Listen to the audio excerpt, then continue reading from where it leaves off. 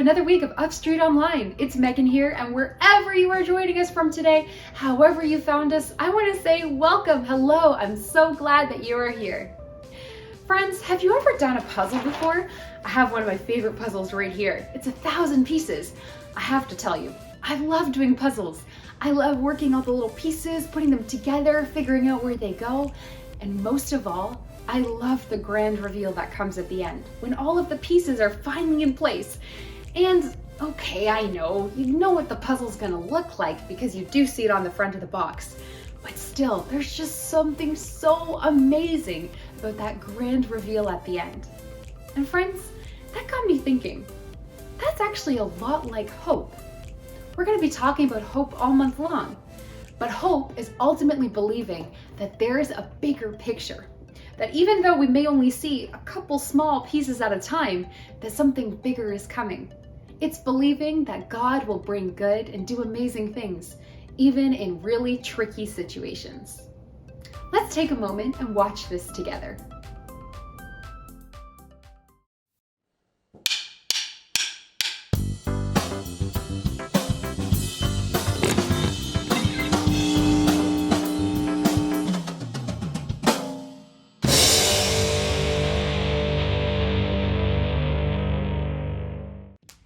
What do you focus on when you're putting together a puzzle? Maybe you look for the edge pieces so you can mark the boundaries of the picture. Maybe you grab one piece at a time and try over and over to match it up so that it makes sense. Maybe you get stuck on that missing piece and can't move on until you fix it. Maybe you avoid that one section you know is going to be super hard. Or maybe you lose patience because it's taking so long to see the big picture. You see where I'm going with this, don't you? Sometimes our lives can feel like one big confusing puzzle. You've got one piece here and another over here, and they don't make sense. Like, how could they even be a part of the same picture? You've got big, frustrating gaps, and you just can't see where it's all going. But that's where hope comes in. Even when we don't see how it all fits together, God does. In fact, God has promised that He is working all things together for good for those who love Him. Every single thing in your life has a place. Even that really weird piece fits somewhere. Yes. And even if your life feels like this right now, in the end, God will make everything right. We'll see how even the most confusing pieces fit together to form something amazing and beautiful. And because we know that God can see the big picture and is always at work, we know hope is alive. And when we choose hope, even in the darkest moments, others can see God at work. That's why hope is an amazing way to worship God with your life. Because worship is about more than just singing loud. It's all about living loud. We can live with hope when we remember how powerful Jesus is. And friends, Jesus is more powerful than any struggle that we will ever face in this life. And that's exactly what our worship song is all about. We can live with hope. Hope is alive because Jesus is alive. I want everyone to get up on their feet and let's take some time and worship God together.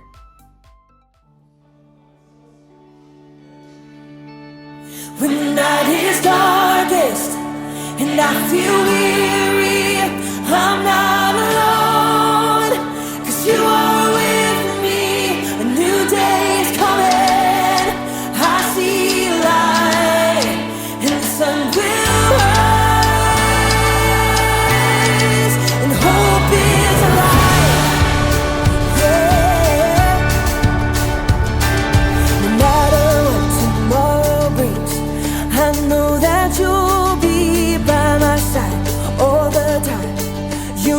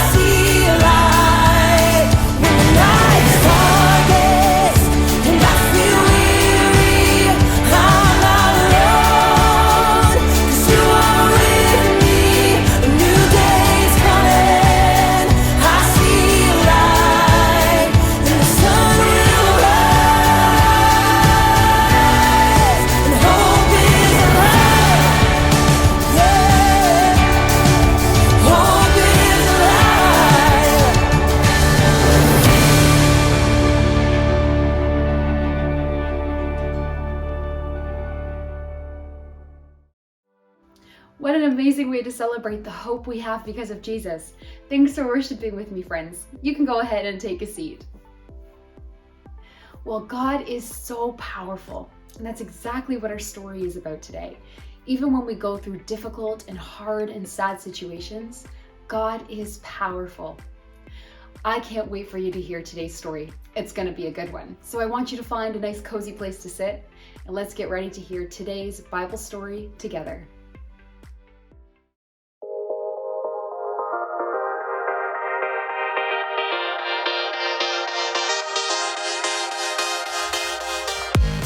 Oh, good, we're live. Hey everyone, my name is Jacob. Hey, question for you. Who likes puzzles? Ooh, I know I do. I like all kinds of puzzles. Jigsaw puzzles and Sudoku puzzles, crossword puzzles. Oh, those little pieces of metal that get all stuck together and you have to spend hours twisting them apart.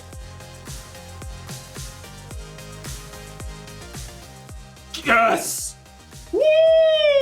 I love puzzles. Every single puzzle has a solution, no matter how challenging. Puzzles remind me of hope. Hope is believing that something good can come out of something bad. You see, sometimes life can feel like a puzzle, kind of like you're trapped in a maze. But when you have hope, you know that there's always gonna be a way out. Got it, Jacob. Woo! Or what if you've got so many problems that you feel like you're underwater? Well, hope reminds you to just keep swimming. And then there are those problems that just seem impossible to figure out, like this bottle puzzle right here. The object of this puzzle is to get the ball into the neck of the bottle. Problem is, there always seems to be something in the way. Been trying, this is fun, to get this one, no, almost there, solved for like 10 years. No, come on.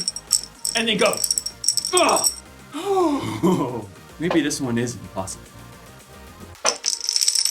In today's story, we'll hear about two sisters and their brother who found themselves in a situation that seemed impossible. So, they called on Jesus, who didn't do what they expected. I bet this bottle wouldn't expect if I got hammered right now.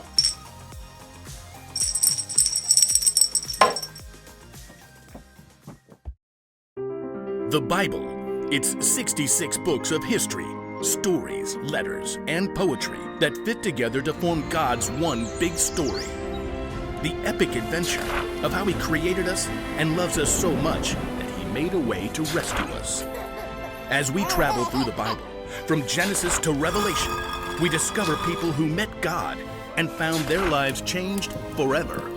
Now, for an amazing story, inspired by the book of John, chapter 11, verses 1 through 45. Though Jesus had no home of his own when he began to travel and teach, there were a few places that he frequently stayed at. One was the home of Mary, Martha, and Lazarus. Come in. We want to hear everything. Stay as long as you like. Mary, Martha, and Lazarus lived in the town of Bethany, just outside of Jerusalem. But the last time that Jesus had been in Jerusalem, it didn't end so well with the religious leaders. My sheep listen to my voice. My Father who has given them to me is greater than anyone. I and the Father are one. He just claimed to be God. What an evil thing to say. The leaders actually picked up stones, threatening to kill Jesus. Jesus knew this was not the time to confront them, so he and his friends left and crossed over the Jordan River. While they were gone, Lazarus became very sick. I just need to lie down. Oh, he's burning up. We need cool water. I'll sit with him tonight. But Lazarus didn't get better. He became more and more feverish and restless. So hot. Mary and Martha became so worried about their brother that they sent a messenger after Jesus. After a long journey, the messenger finally reached Jesus and his friends. Martha and Mary say, "Lord, the one you love is sick." Jesus turned to his friends. This sickness will not end in death. No, it is for God's glory. God's Son will receive glory because of it. Perhaps Jesus' friends thought he would just heal Lazarus from a distance, but 2 days later, Jesus told his friends, Lazarus is dead. Wait, what? For your benefit, I am glad I was not there. Now you will believe. But let us go to him. Even though the religious leaders had tried to kill Jesus in Jerusalem, he chose to return for the sake of his friend. When Jesus and his friends at last neared Bethany, they were quickly spotted by the men and women who had come to comfort Lazarus' sisters. Martha, Mary, Jesus is here. If only he had come earlier. I have got some things to say to him. Martha leapt up and ran to meet Jesus outside the village. Lord, I wish you had been here. Then my brother would not have died. But I know that even now, God will give you anything you ask for. Your brother will rise again. I know, when people are raised from the dead on the last day. Martha, I am the resurrection and the life. Anyone who believes in me will live, even if they die. And whoever lives by believing in me will never die. Do you believe this? Yes, I believe you are the Messiah, the Son of God who is supposed to come. Jesus nodded and looked past her. Where is Mary? Martha raced back to get her sister. The teacher is here. He's asking for you.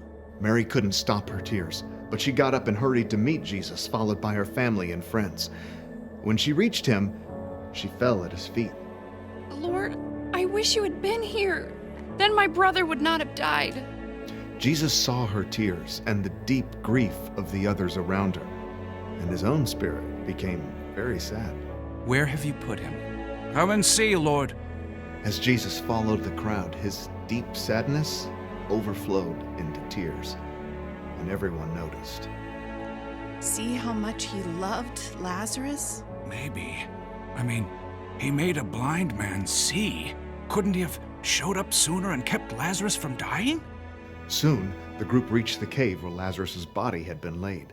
A large rock blocked the entrance. Take away the stone. But Lord, he's been in there 4 days. By now, there's a bad smell. Didn't I tell you that if you believe, you will see God's glory? Martha swallowed hard and nodded to several of the men standing nearby. Go ahead.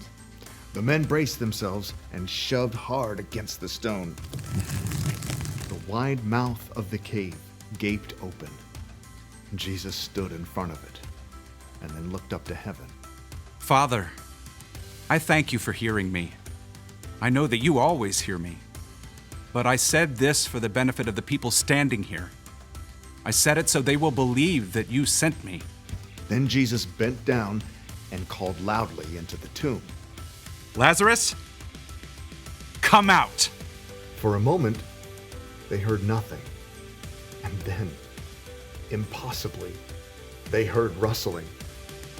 Lazarus stumbled out of the cave. Lazarus! Lazarus' face and body were still wrapped in strips of linen, but he was very much alive. Take off the burial clothes and let him go. Swiftly, Lazarus' friends and family unwrapped the strips of linen. Where am I? Jesus? Mary and Martha hugged their brother, laughing and crying. You're alive! You died. Jesus brought you back to life. Many of the people who had come to comfort Mary and Martha saw the incredible thing that Jesus has done, and so they believed in him.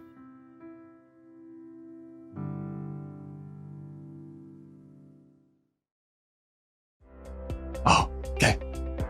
When Jesus found out that his friend Lazarus was dying, he said, "This sickness will not end in death." And he was right, wasn't he? When Lazarus died, it wasn't the end. After 4 days, God brought Lazarus back from the dead. Yes! Woo! And because of that, we can know just how powerful God is. God made something good come out of something bad. And you know what? God can still do that today. He may not bring someone back from the dead exactly, but when something bad happens to you or the world, God can help make something good come from it. When you're having a hard time with a subject in school, it may feel like a maze. But God can help you stick with it and learn from the experience. When you have problems at home or in your family, they can get so bad that you feel like you're underwater. But remember that a very powerful God is with you through whatever you're going through. For us, a problem may seem like it's impossible, but for God, the solution is simple.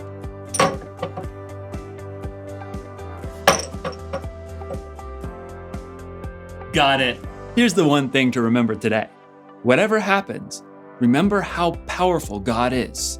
Whatever happens, God is so powerful, He can make good come from bad. You may not see or understand how God is working, but you've seen how God has worked in the past. So you know you can trust God no matter what. I guess I'll have to move on to a different puzzle now that I've solved this one. Oh my goodness!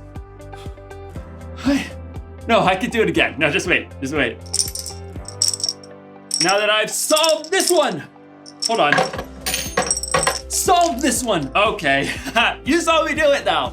You saw Jacob do it. Jake, come on, Jacob. Come on. Just, where's that hammer?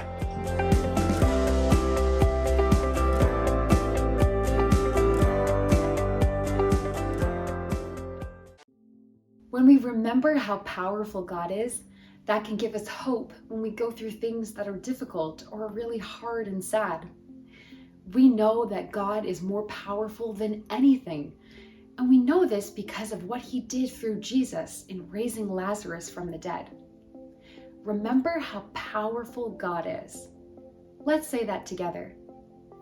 Remember how powerful God is. Let's say it one more time. Remember how powerful God is. This month, our memory verse comes from the book of John, and it reminds us to have hope, even when things are difficult. This is what it has to say.